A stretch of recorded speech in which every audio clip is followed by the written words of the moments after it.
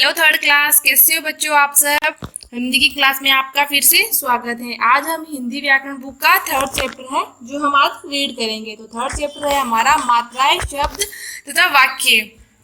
तो आज हम पढ़ेंगे मात्रा किसे कहते हैं, शब्द और वाक्य किसे कहते हैं। तो देखिए मात्राएं किन्हें कहते हैं। जो स्वर होते हैं ना, स्वरों की एक निश्चित एक चिन्ह होते हैं स्वर के, तो उनकी जो चिन्ह होते हैं ना उन्हीं को हम मात्रा कहते हैं। जैसे देखो, दिए गए चित्रों को ध्यान से देखिए। कोयल में क के साथ ओ का चिन्ह लगाया गया है तथा बकरी में र के साथ बड़ी ई का चिन्ह लगाया गया है। मतलब जब हम कोई व्यंजन लिखते हैं, अगर उसके आगे हमें स्वर की सहायता से जो चिन्ह लगाते हैं तो हम उनको डायरेक्ट स्वर नहीं लिख सकते। उनके जो निश्चित चिन्ह होते हैं ना, हम उनको उनके आगे लगाते हैं। जैसे क है, देख रहे आप, क के आगे ओ की मात्रा लगी है मात्रा, तो अब ये बन गया को। तो हम क के साथ डायरेक्ट ओ नहीं लिख सकते, तो ओ की जगह हम क्या करेंगे, ओ की मात्रा लगाएंगे। जो ओ का जो चिन्ह है ना उन्हीं को हम मात्रा कहते हैं। जिसमें आप देख रहे हो, इसमें ये पिंक कलर में जो दिख रहा है आपको, ये है ओ की मात्रा का चिन्ह। मतलब हम मात्राएं पिछली क्लासों से भी पढ़ते आ रहे हैं कि मात्रा किसे कहते हैं। तो सार्थक शब्द बनाने के लिए शब्द में किसी चिन्ह या चिन्हों का प्रयोग करना पड़े तो इन चिन्हों को हम मात्राएं कहते हैं।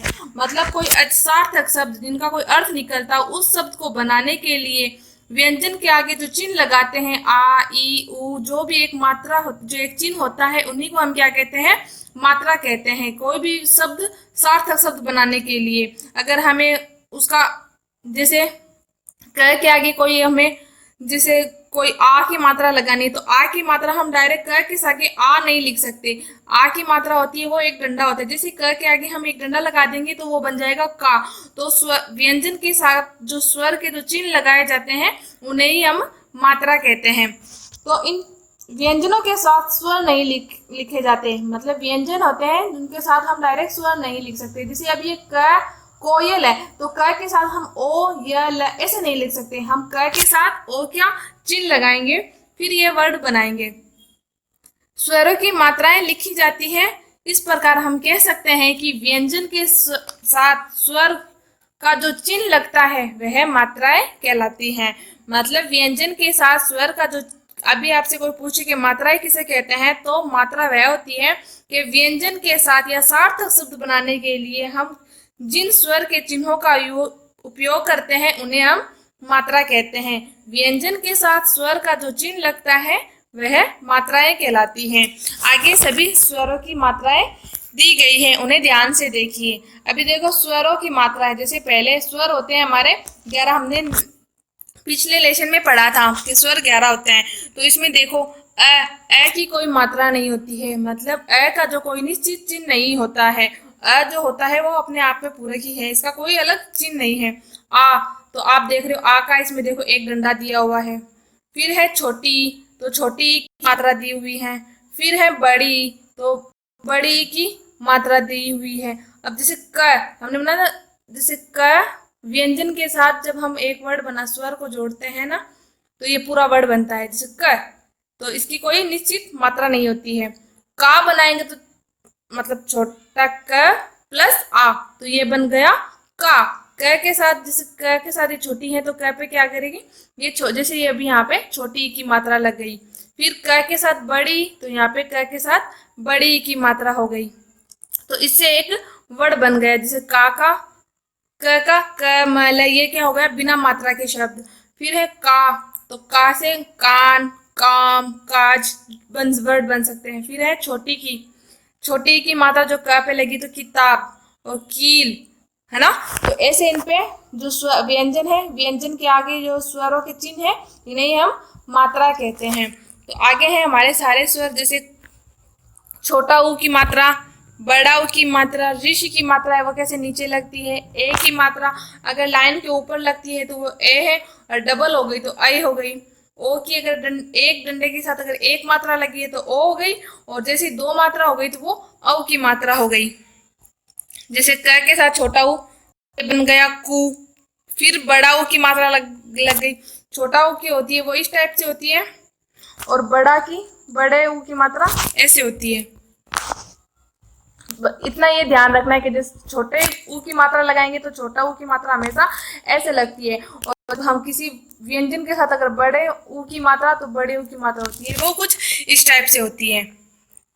इस तरीके से ये सारे वर्ड बनेंगे। के साथ ए की मात्रा लगे तो के, दो मात्रा लगे तो कई, एक मात्रा क के साथ ओ की मात्रा एक मात्रा लगेगी को की तो को, औ की लगेगी तो कौ, है ना। अब ये है र के साथ ऊ और बड़ा ऊ की मात्रा का प्रयोग कुछ इस तरीके से किया जा सकता है। मतलब ऊ की मात्रा आप ये देखो ध्यान से, र के साथ जब ये छोटी ऊ की मात्रा लगाई तो ये रूई बन गया, तो इसमें इसके साथ इस तरीके से कुछ लगाई हुई छोटी मात्रा, इसको टच करके छोटी मात्रा लगाई है। फिर र के साथ जब बड़ी ऊ की लगाएंगे तो ये पूरी गोल राउंड शेप में होगी। अब इसमें देखो आप, इसमें छोटी ऊ की है और इसमें बड़ी ऊ की है, देखो कुछ थोड़ा सा डिफरेंट है, लेकिन पता चल रहा है कि ये छोटे ऊ की मात्रा है और ये बड़े ऊ की मात्रा है। तो र के साथ जो होता है ना वो ऊ की और ऊ, छोटा और बड़ा ऊ की मात्रा कुछ इस तरीके से लगती है। जैसे ऋषि की मात्रा श के आगे अगर लगोगे तो ये श्रृंगार, श्रृंगार ये इसमें र की मात्रा हो गई। रे जो ये रे से ऋषि की होती है वो र से ऋषि की मात्रा कुछ छोटी इस तरीके से होती है, वर्ड के नीचे लगती है। फिर है यही श, मतलब ये संयुक्त शब्द है ना, संयुक्त शब्द में जब लगेंगे तो ये श्रीमान कुछ इस तरीके से बनेगा। है के साथ ऋषि की मात्रा इस प्रकार लगती है। है के साथ देखो इसके अंदर जो है बनता है के साथ जो होती है ऋषि की मात्रा कुछ जैसे हृदय है ना, ऐसे जो है के साथ जो मात्रा निकलेगी ना वो है के साथ जो इसकी ऋषि की मात्रा इसके अंदर गोल राउंड में लगेगी, तो हृदय, हृदय नहीं होगा ये हृदय। ए स्वर की मात्रा नहीं होती है। कोई आपसे पूछे कि ए मात्रा किसकी नहीं होती, तो ए जो स्वर होता है उसकी कोई मात्रा नहीं होती है। फिर आता है हमारा शब्द वर्ड, जैसे ये क्या है कछुआ, तो ये क्या बना कछुआ।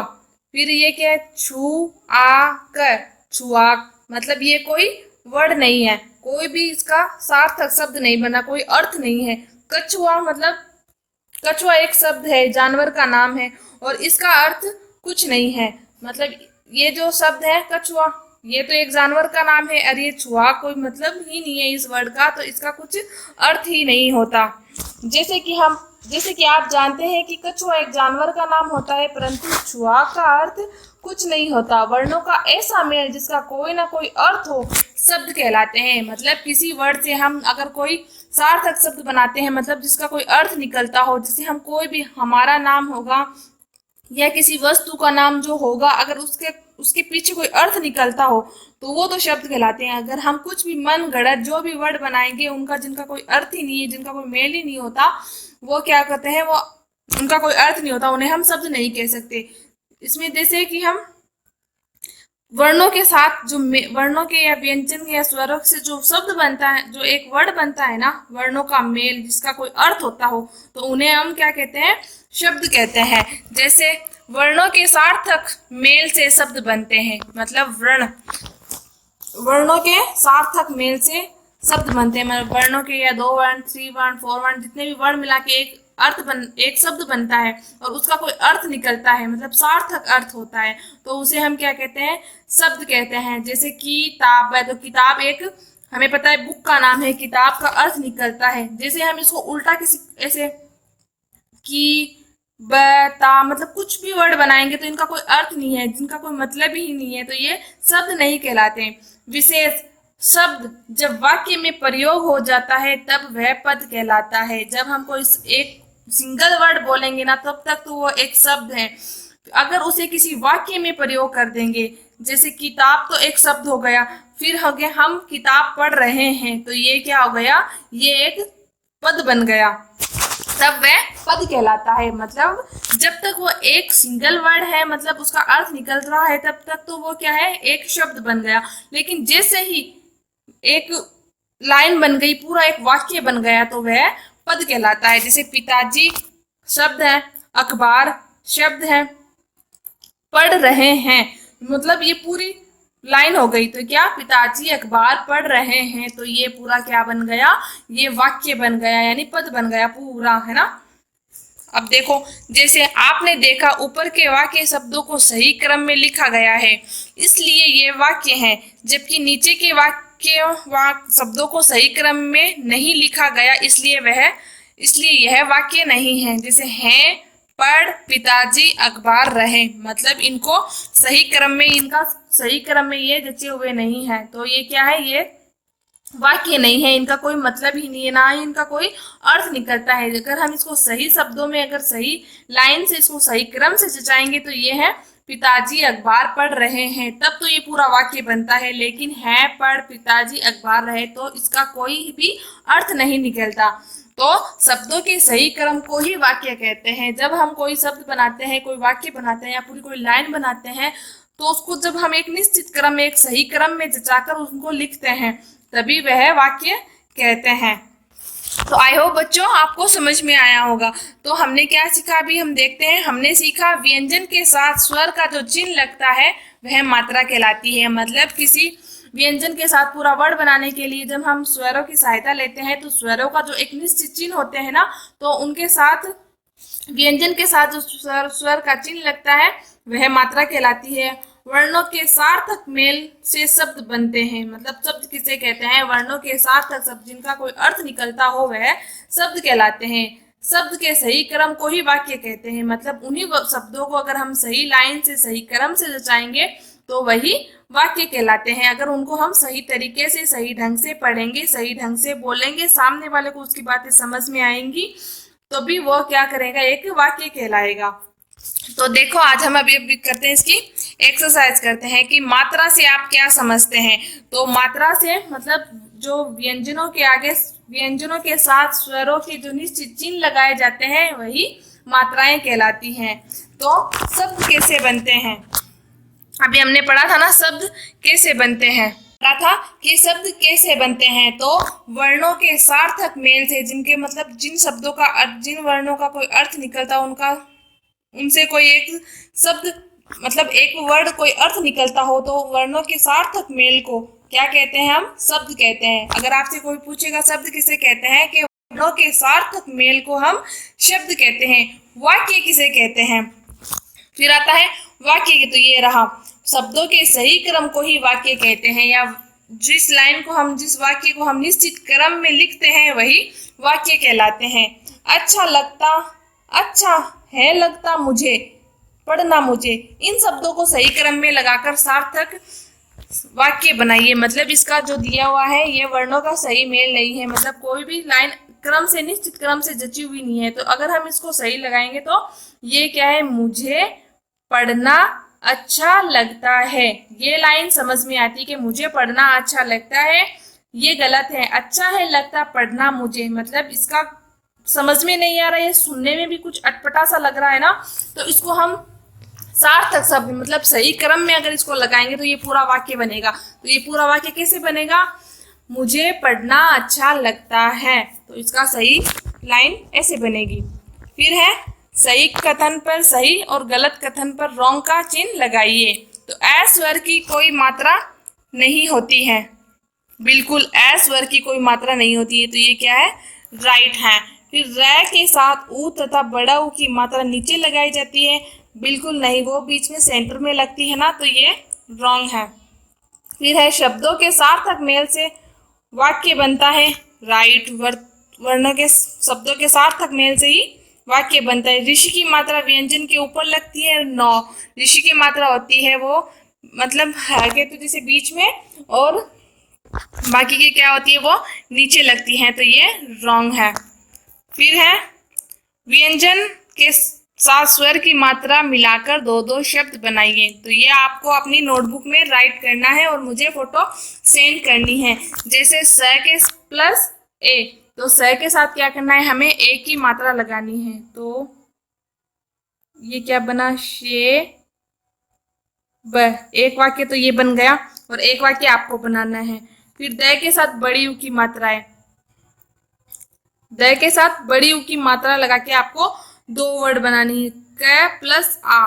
तो इसमें आपको क्या करना है, दो वर्ड बनाने, का, काल, काला, काम, काज, ऐसे करके आपको क के साथ आ की मात्रा यूज करके आपको 2 वर्ड्स या 3 वर्ड्स वाले वर्ड बनाना है। र के साथ छोटी ऊ की मात्रा, तो रुई, रूस, ये करके आपको 2 वर्ड बनाने हैं और आपको नोटबुक में राइट करके मुझे फोटो सेंड करनी है। फिर भी अगर कुछ समझ में नहीं आए तो प्लीज बच्चों आप मुझसे पूछना। फिर है नीचे दिए गए व्यंजनों को जोड़कर शब्द बनाइए। तो व्यंजनों को जोड़कर शब्द बनाना है, जैसे मैं प्लस छू प्लस आ प्लस रा, तो ये वर्ड क्या बन रहा है, ये वर्ड बन रहा है मछुआरा। तो आपको यहाँ पे राइट करना है मछुआरा, इनके प्लस हटा के इनको सही क्रम में लिखना है ना। फिर है अ प्लस ले प्लस मा प्लस री, तो ये बनाया अलमारी, तो आपको यहाँ पे पूरा वर्ड बनाना है अलमारी। फिर है गिलास, तो गी प्लस ला प्लस स, तो ये अलग अलग क्रम में लिखे हुए ना, तो आपको यहाँ पे एक क्रम में लिखना है प्लस हटा के गिलास गिलास। फिर है ख प्लस र प्लस गो प्लस श, तो आपको यहाँ पे पूरा वर्ड बनाना है खरगोश। ठीक है, इनके प्लस हटा के आपको इनको नए वर्ड बनाने, पूरी लाइन बनाना है। फिर वाक्य को सही करके लिखिए। सच चाहिए सदा बोलना हमें, तो इसको आप क्या लिखोगे, पहले हमें सदा सच बोलना चाहिए, तो यहाँ पे आपको ये राइट करना है सही तरीके से, सही क्रम में इसका वाक्य बनाना है जिसका कोई अर्थ निकलता हो। अभी ये समझ में नहीं आ रहा है, सच चाहिए सदा बोलना हमें, तो ये अजीब सी लाइन है जिसका कोई अर्थ नहीं निकल रहा है, ना ही ये किसी के समझ में आएगा अगर हम ऐसे बोलेंगे। तो हमें क्या बोलना है, हमें सदा सच बोलना चाहिए, तो ये लाइन बोलते ही सभी के समझ में आ जाएगी। फिर रोज जाता मैं हूँ विद्यालय, तो क्या इसमें का वर्ड सही शब्द कैसे बनेगा, पूरी वाक्य कैसे बनेगा, मैं विद्यालय रोज जाता हूँ, मैं विद्यालय रोज जाता हूँ। अब ये समझ में नहीं आ रहा है, रोज जाता मैं हूँ विद्यालय, मतलब ये लाइन इसका कोई सार्थक लाइन नहीं है, ये कोई सही लाइन नहीं है, बोलने में ये अशुद्ध लग रही है। तो हमें क्या लिखना है इसकी जगह, मैं रोज विद्यालय जाता हूँ। फिर छुट्टी है दिन के रविवार होती, है ना, अजीब सी लाइन नहीं समझ में आ रही है ना, तो आपको बोलना है रविवार के दिन छुट्टी होती है ना, रविवार के दिन छुट्टी होती है। इसकी पूरी लाइन आपको यहाँ पे लिखनी है, इसके सामने आपको अपनी एक नोटबुक में राइट करके फोटो सेंड करनी है। ठीक है, निम्नलिखित प्रश्नों के सही विकल्प पर राइट का चिन्ह लगाइए। हृदय शब्द में कौन सी मात्रा है, तो अभी हमने पढ़ा था ना, हृदय जो ऋषि की मात्रा होती है वो जो है पर है वो कुछ इस तरीके से लगती है, तो इस पे है पे किसकी मात्रा है, ऋषि की मात्रा हृदय। इनमें से किस शब्द में बड़ा ऊ की मात्रा है, ऊन में छोटी है, उल्लू, हाँ उल्लू में क्या है, बड़ी ऊ की मात्रा है ना, ये देखो ल पे जो लगी है ये किसकी है, बड़ी ऊ की मात्रा। फिर है कीमत शब्द में कौन सी मात्रा है, तो कीमत शब्द में जो है बड़ी ई की मात्रा लगी है, तो इसमें ई स जो होगा वो राइट होगा। ठीक है बच्चों, आपको अपनी नोटबुक में ये राइट करने हैं। ठीक है, आई होप बच्चों आपको ये समझ में आया होगा। अगर कुछ नहीं समझ में आया आप मुझसे दोबारा पूछ सकती हो। ठीक है, और आप सारे जो एक्टिविटी हमने पढ़ी है, जो मैंने अभी आपको बताई है, आपको अपनी नोटबुक में करके मुझे फोटो सेंड करनी है। ठीक है, ओके बच्चों।